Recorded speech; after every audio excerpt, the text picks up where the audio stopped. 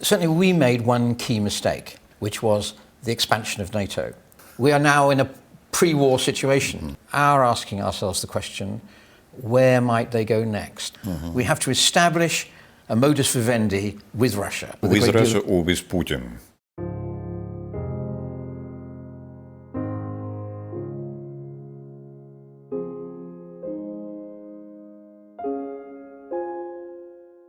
Very good to see you again. Very good to see you again. I was British ambassador in Moscow from 2004 to 2008. And at the beginning of that period, UK-Russian relations were in a fantastic state. We were very close to you. Margaret Thatcher had spotted Mikhail Gorbachev and said, this is a man we could do business with him. We were the largest investor, Western investor in Russia at the time. And it felt as if a very warm and cooperative relationship was going to go forward. And then it fell apart in various ways. There were, and I won't go into the details, but there were disagreements about some of our very big investments in Russia.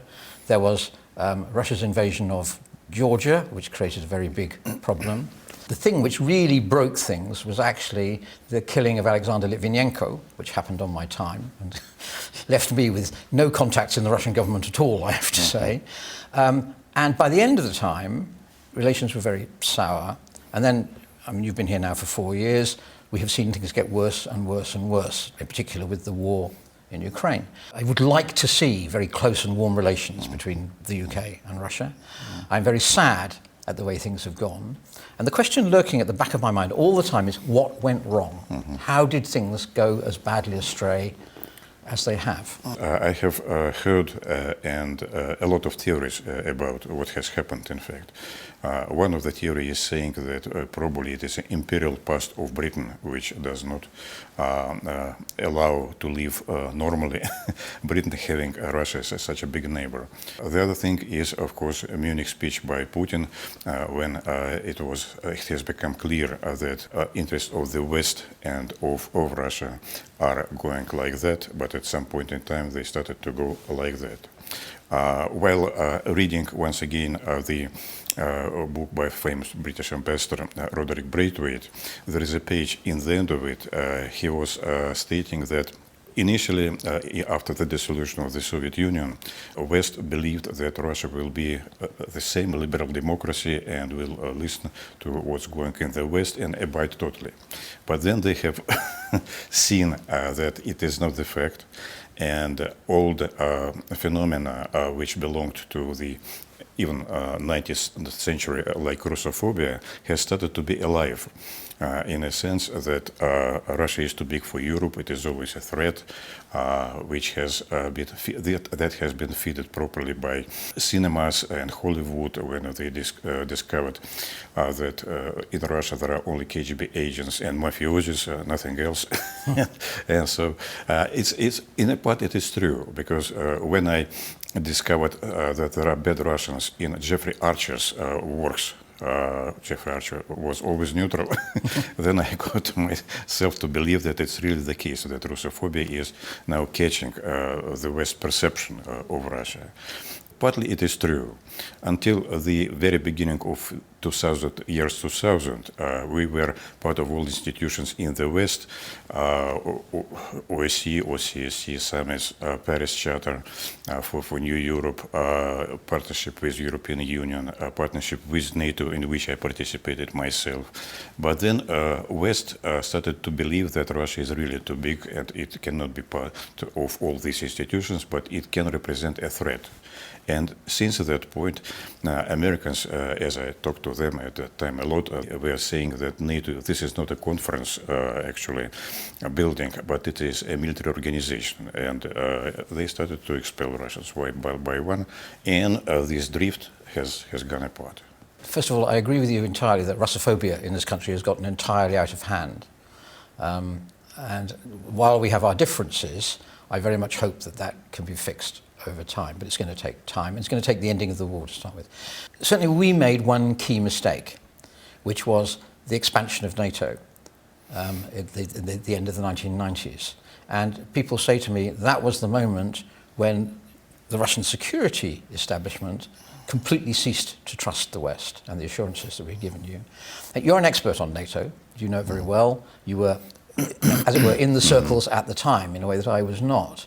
Well, that is true, because once again, just referring to the Roderick Braithwaite's book, there is a chapter 5 in it where he brings all opinions on the first expansion, on the negotiations 2+4 about unification of Germany, and the assurances that has been given by Baker, by Thatcher and all the others to Gorbachev, that NATO will not move to the east, and that probably Germany, that was in the context of German participation in NATO. So the formulation at that time was, okay, Germany is part of NATO, but there will be no nukes on the territory of DDR at that time, and NATO will not move further. The biggest mistake has been made twice. Once by Gorbachev, because he didn't want to fix it on paper, neither Shevardnadze himself. And second, that when at first enlargement in 1997, I guess, on Poland and Czechoslovakia, we have reacted, especially Yeltsin has reacted very mildly. He didn't say that it's no-go. This no-go has started to go further later on, after third and other expansions. Crucial point was 2008, April, Bucharest summit, when it was fixed on paper that Ukraine and Georgia will be part of NATO. That was a crucial moment. Initially, as I read, we have taken it also mildly, but then we do fully understand that Georgia is becoming already the big rosy American project. At that time, there were 500 diplomats in embassy of United States in Tbilisi, most of them in military uniform. So that's a question. So, and of course, we have taken it extremely serious, extremely serious. If Georgia could have been part of NATO, then we have to build enormous walls between Georgia and Russia, defensive walls. Georgia, I was there for. In 2008, it was the very end of my ambassadorship. Yeah. And I went and called on the deputy foreign minister who was dealing with it at the time, who was one of your predecessors here. Ambassador Karasin. I guess it was Karasin. Lovely man, wonderful man. I just have seen him in Moscow.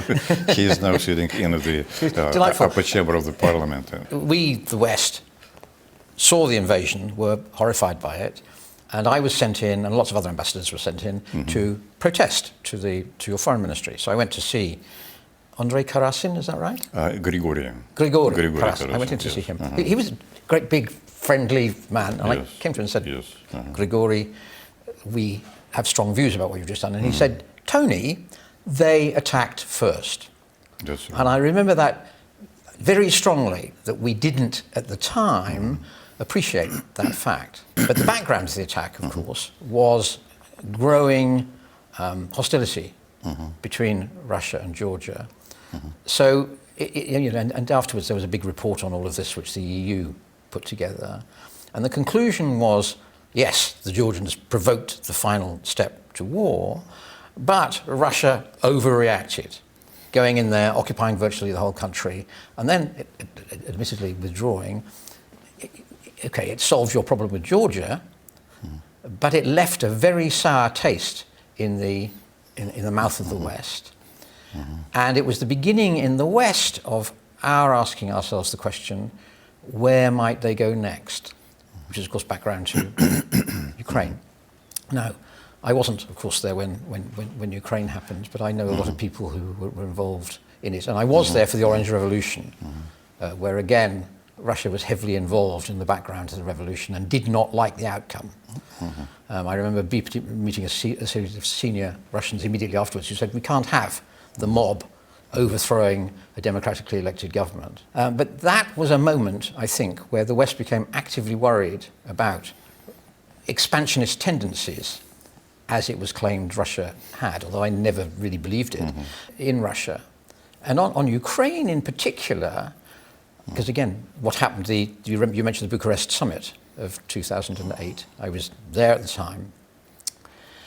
And it was very striking. I mean, we all wrote telegrams back to our respective foreign ministries saying the Russians are not going to like any move towards Ukraine joining NATO. Beware of it. And I don't know if you've seen, but my American colleague, whom you must know, Bill Burns, his telegram subsequently appeared in WikiLeaks. It's a public statement. So we all warned our governments about what was going on. It was striking, as you say, that there was very little pushback from the Russian side as we went into this summit. President Putin was actually there at the summit at the time. And looking back on the summit, what is interesting about it, I think there was quite a deep misunderstanding about what it meant, because what the summit was intended to do was, as you know, what the Americans were pressing the summit to do was to set up a program for entry into NATO of actually Georgia and Ukraine. They didn't get that. There was firm opposition to that, but as a sort of giveaway consolation prize, the statement in the final conclusions, which, as you know, was Georgia and Ukraine will become members of NATO. What it meant to people on the inside was this is going to take an infinite amount of time because there's no scheme set up to let them in. Russia, I think, overreacted to the simple statement without recognizing the fact that there was nothing behind it in terms of any mechanism for getting them in. Would you like to comment on that? First, about Georgia and what has happened in August 2008.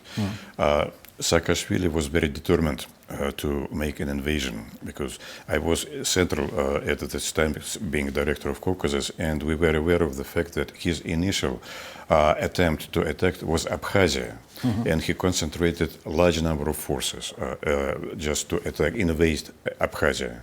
Abkhazia is different. It's serious and big, and but when he understood that he has not sufficient forces to do that, and we were already have our forces enough in Abkhazia itself to counter that, he went to Ossetia, and so this was not overreaction, in fact, because we were sort of preparing to this move. And it just happened that we prevented an occupation of Ossetia, South Ossetia at that time, and we moved towards Tbilisi. Fortunately, I should Fortunately, say. we have stopped, yes, because it could have been much more serious than Kosovo, of course. On the issue of Ukraine, and you know that Great Britain has done quite a lot in order to instigate Ukraine for independence. Roderick Braithwaite's book, he describing his trip to Kiev, and he was participating in session of Ruch, such a political party, you remember? Yes. And he was one of the first who claimed that Ukraine should be independent from Russia. So you have a long history about that. And in general, there was a theory which was very popular in the West at that time, that Russia with Ukraine is superpower, Russia without Ukraine is a regional power. So that is, we heard it quite many times, and that was an issue of Ukraine was always very, very sensitive. And of course, being involved into NATO, which is not as we tried to make friendly NATO, it hasn't happened. NATO has never become friendly in the end of the day. It has become now adversarial to Russia. Involvement of Ukraine, that will be extremely sensitive for our security, for our future, for our everything. And all these recent 10 years after the first Maidan until the second Maidan, and later on until now, it just proves that we were right. Ukraine was becoming more and more anti-Russian instrument. Ukraine is comparable to Poland. Poland has an army of 100,000. Ukraine would like to have an army twice and a half as big as Polish. Of course, this is not for defensive, it was for offensive against Lugansk and Donbass. Okay, well, Ukraine, of course, became independent when the Soviet Union broke up. It was not a uniquely Ukrainian event. And prior to Ukraine becoming independent, prior to the agreement, the Belavezho, or whatever it's called, agreement, there's a referendum in Ukraine which came out, to our astonishment, and I'm sure to your astonishment as well, massively in favor of independence. When the Indians wanted to become independent, it came as a shock to us. We assumed that we were benevolently ruling them and that it was good for them and we were bringing them civilization. And suddenly it became apparent that rule of India was viewed by leading Indians as an imperialist imposition. And it's pretty clear that at the time the Soviet Union broke up, Russian dominance of the Soviet Union was viewed, at least in Ukraine, but not only in Ukraine, as, in some sense, an imperialist control. We are not against Ukrainian independence, although Ukraine was under illusion that it has preserved the bulk of richness of the Soviet Union at that time, and if being independent, it will develop much quicker than the rest of Russia and other republics. So that is why they really wanted independence. Being independent, they can choose different ways. They can choose friendly relations, they can choose brotherly relations, and our economics were always like that. Yes. And has a lot of liaisons with each other. Absolutely, it wasn't. But they have chosen a different way. They have chosen a path of nationalism. And initially, we were a bit skeptical about this nationalism after the first Maidan. We did believe that it was a kind of childish place which will go with growing up. So nationalism was not taken very seriously. Unfortunately, this nationalism has grown in an extreme nationalism, which is characteristic of the very western part of Ukraine, of Galicia, and this nationalism has been spread all over the country. Under Yushchenko, especially initially, then under Poroshenko, and then suddenly Zelensky, who has come as a candidate of peace, right. He has taken up this mission of spreading nationalism across the country, not only spreading it, but also expelling Russian language and Russians all over that. And later on, what we have got in 2014, it was start of a fight against Russians that did not take the results of Maidan, Lugansk and Donetsk. They have had a referendum of independence, and they have got this referendum. But still, we were believed in Minsk agreements, and we continued to work on the basis of Minsk agreements with the Western colleagues and with Kiev. Minsk agreements presuppose that Donetsk and Lugansk will be part of Ukraine. So that was a core part of it. Of course, with the special rights, with the special liaison rights with Russia. The whole idea that was a characteristic of Kiev policy that as quick as soon we separate from Russia and run to the West, the quicker we will be members of European Union and NATO. So it's a terribly complicated process. I used to work in the European Union, and it is a hideously bureaucratic organization. Absolutely, sure. The conclusion that Ukraine is in a position to apply and begin the process, I think, is going to be reached this summer. Now, it's going to take time, but I think Ukraine is now on the way into the European Union. NATO is more complicated, as you know, because I think it is very unlikely that the US Senate will vote to approve accession of Ukraine to NATO for as long as Ukraine still has contested territorial issues with Russia. What we will not do is incorporate into NATO something which could lead to war between NATO and Russia. You know, I think it's a dream of Americans to put the burden of resurrection, of re-establishment of Ukraine onto Europeans. That is why they are doing it, by all means trying to favor Ukrainian participation in the European Union. But I hardly believe that it is going to happen, because in that case, all burden of re-establishment of remnants of Ukraine, because the most rich part of Ukraine is now cut off, and its agriculture is lying down. They have no industry. And the population of Ukraine, in the beginning of the conflict, it was 46 million. Right now it's around 22. I'm not sure that countries like Germany, France, will be eager to take Ukraine quickly inside the European Union just to get all fundings for the Well, I have a more technical reason for that. Yeah. You learn quite quickly when you work in the European Union That's right. that the That's key right. neuralgic issue is agriculture. We know this example of Turkey and Serbia. Yeah. Turkey is 15 years, I think, yes, something like that. Yeah. Serbia 10 years, and all of that stuff. So it's going to be very difficult and slow, but I suspect nevertheless that it's going to happen. Might be the case, yes. But coming back to the UK's and the West's general relationship with Russia at the moment, which couldn't be worse, frankly. Well, it could be worse. We could end up actually at war with each other.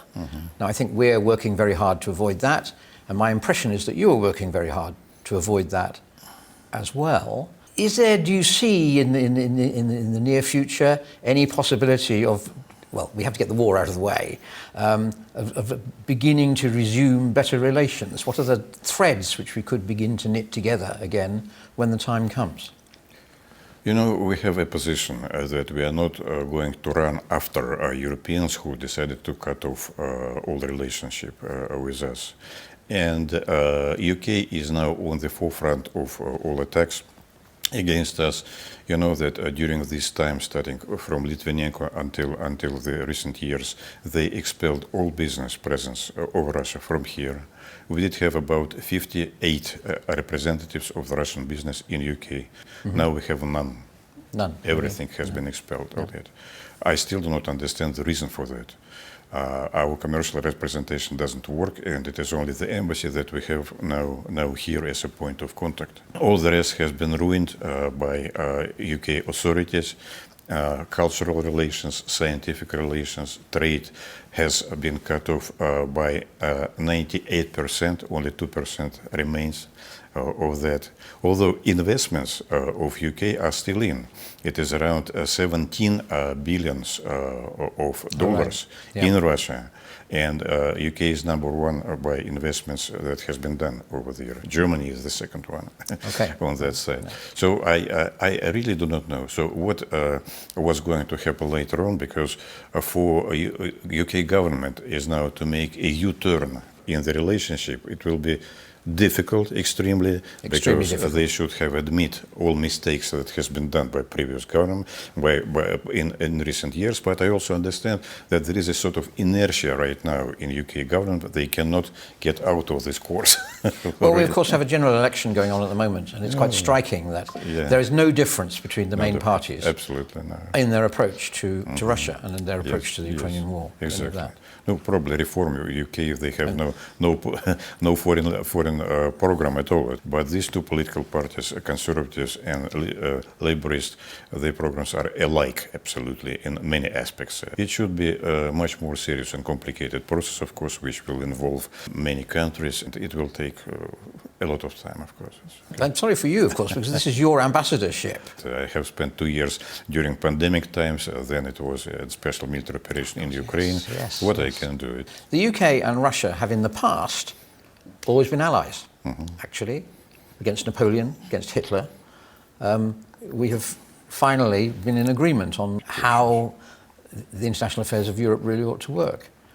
And this divergence feels to me, in a way, unnatural, but also, as I look at the politics here and as I talk to people, I live in Cambridge, as you know, and I talk to a lot of people come through, and somehow a view has built up of Russia as a very real threat to our security. My view is that that's exaggerated, that Russia is not going to attack NATO, because if Russia did attack NATO, since NATO has much larger conventional forces than Russia does, Russia would obviously lose the subsequent war, so it's not going to happen. But the feeling, I mean, you saw Grant Shapps, our still Defence Secretary, quite recently said, we are now in a pre-war situation. The German Defence Minister recently said, we have 5 years, we have until 2029 to prepare for war. There's a lot of that talk, not only in the UK, but more generally in Europe, which I find very worrying and dangerous.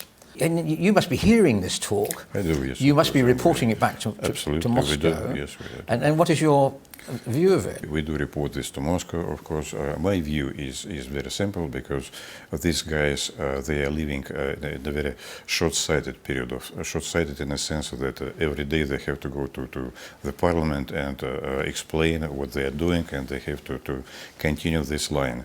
And it is very dangerous, of course. We have, as President Putin has stated several times, we have no interest at all of doing a war against NATO, against Europe. We have a problem with Kiev authorities. It is not even with Ukraine or Ukrainian people. We stand for sovereignty of Ukraine. That's all right. Ukraine, as it has been said in the draft agreement which we nearly signed with them, that we are not against Ukraine being part of the European Union. So that, but we want friendly Ukraine with normal European relations like it should be, non-discriminatory to Russians and friendly to us, and of course not part of NATO, it's neutral and no missiles based on its territory. So it is just simple. So we have only problem with that problem, but we do not have a problem with bigger Europe. Of course, bigger Europe is not going to attack us. No, that's also true, of course. That is true, yes, I guess. But there could be an accident, is the worry. People say there are certainly going to be Western troops of one nationality or another working in Ukraine, training people probably, basically. Mm-hmm. I don't know if there are any Brits there, but it would not surprise me if there were. Mm-hmm. And sooner or later, something's going to happen. A few, say Brits, are going to be killed, perhaps in a Russian drone attack or what have you. It can happen. And at that point, well, you know the political situation here. The demand for some sort of comeback will be very strong. Excellent. I'm looking for is a way of getting away from that possible contingency altogether. Getting away is peace negotiations, just peace negotiations, and we have outlined recently our final position on that side. It is not extremely big. We do not want to take the big part of Ukraine towards Dnieper River, left side of it, or Odessa, Nikolaev. The president has expressed quite clearly that we have four provinces, four regions that have been populated mainly by Russians, and they are now part of Russia, and this is our position. I don't believe that we are going to change this position. Some believe this is a kind of ultimatum, but this is our position. It is justified in the first place, given the fact that what Kiev authorities has done to Russian people living in these provinces. Now it is realistic because we are over there and we continue our offensive. I don't think that we will move from this position. Perhaps not in autumn, but later on, Ukraine will have to take these realities as they are. Okay, if you maintain this position, and I mean, Kherson and Zaporizhia have never been fully occupied by Russia, so it's a demand for more than you currently occupy, actually. But if you maintain, you've seen, of course, that certainly my Prime Minister and certainly all Western politicians have instantly rejected it. You maintain this position. You know the Ukrainian position, which is that Russia must withdraw from all occupied territories. There will be war crimes trials. There will be reparations, which you reject. We are in a position where each side has a position. Neither is even beginning to accept the other one. The war is stuck in the middle. It's not going anywhere as far as I can see one way or the other. This seems to me to be a recipe for a very long-term conflict. It is not correct to presuppose that the war is stuck. I follow every day the events on the ground, and that is not the case because we are moving. Probably we are not moving quick enough, but it is every day we are getting gains on the terrain in Ukraine. And these gains are significant. It is not yet, I will say, strategic or operational. It is tactical and operational. But the situation with Ukrainian forces is becoming worse and worse. We have adapted our economy to this situation. We have no shortage of munition at all. We do not need to recruit the army because we have enough of volunteers and they are highly paid already and they are motivated. So we have all means to continue that. Definitely in Ukraine, the budget of the country is half by half paid by foreigners, which is shaky, I will say. Economy is down very quickly. There is no volunteers at all to resupply the armed forces. Morale is the armed forces is going down very quickly. So they are trying to support it with a new injection of money. But money, this is not yet the armed forces. You need people for that. There is a big shortage of people. If they will move more people from economy to the forefront, then economy will suffer much more serious. So situation in Ukraine continues to worsen. And it is just a question how long it will be allowed to Ukraine to go down, because at some point in time it will just become a failed state.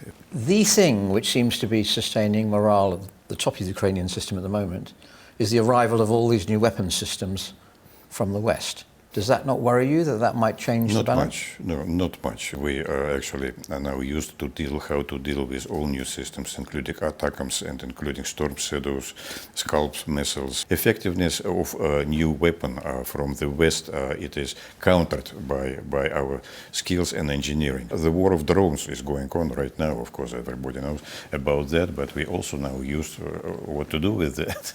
Of course. And given the total superiority of Russian economies, number of people and magnitude of the country, of resources that we have.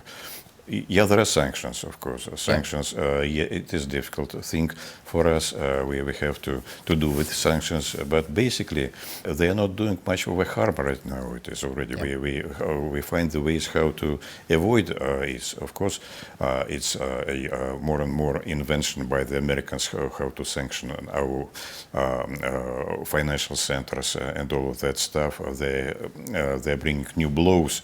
But there are ways how to deal with it. We are a big country. We are not Venezuela or Cuba. When they are saying the war of attrition, this is an attrition of Ukraine. It is not for us. So last week I was in Russia, in Kaliningrad. It is prospering, in fact. Yeah. Lots of tourist buildings, quite a lot. I've never been to Kaliningrad, sadly. I should. Oh, it is a nice place. A lot of tourists, especially Germans, they now have shortage of hotels, so they start to build new hotels in order to get more tourists. So these are international tourists? International, yes, international. Frankly speaking, I read all your letters that you are sending to Times, for instance, and probably I'm not catching all the pieces of that, but they are reasonable, what you are saying in it. Well, it's good of you to say so. Yeah, but I wonder what's your view on the future of relationship between Russia? For the moment, we are sadly locked in opposition to each other. And we have to face the fact that the UK thinks of itself as one of the guardians of global order, as one of the countries that has taken the lead in Europe when we have seen threats to what we view as good behavior in Europe. So as we did against Napoleon, as we did against Hitler, and as sadly, well no, sadly is the wrong word, as we now are with regard to you. You said we're one of the toughest countries in Western Europe. Of the major countries, we must be the toughest, actually, in our approach to what you're doing. At the moment, we're locked into a position of being very firmly critical of Russia's attack on Ukraine and very firmly determined that that attack will fail. And this is not just the government. This is very widespread among the British people. There are references, I think they're exaggerated, but there are references to other countries in the past, in Europe's past, which have similarly launched attacks and which we have stood against. And it's going to be very difficult to change that. My instinct is that the first step has to be the war ends, one way or another. And then there will be a real, and there'll be a peace process, a peace treaty of one sort or another. And then there's going to have to be, and it's going to be a very interesting diplomatic job, actually, if you were around at the time, of rebuilding, beginning to rebuild links. Bringing Russians over here who can explain a bit more about because one of the consequences where we are at the moment is that we don't have, at least I don't have, a very clear picture of what's going on inside Russia. I haven't been there for 2 years now. There's no early prospect of my getting back there. I gather that things feel relatively normal and so on.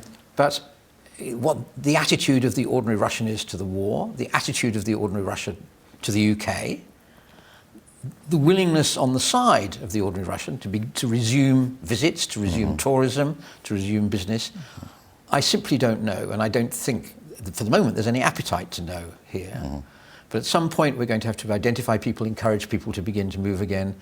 We're in many ways back to the situation, which I was around for, which was after the collapse of the Soviet Union, when the Russian population didn't really know very much about. I used to visit provincial Russian cities where I was the first Western face that they had seen. And I was inevitably viewed with a certain amount of suspicion. Who is this guy? What does he want? How is he going to exploit us? You had to overcome that suspicion.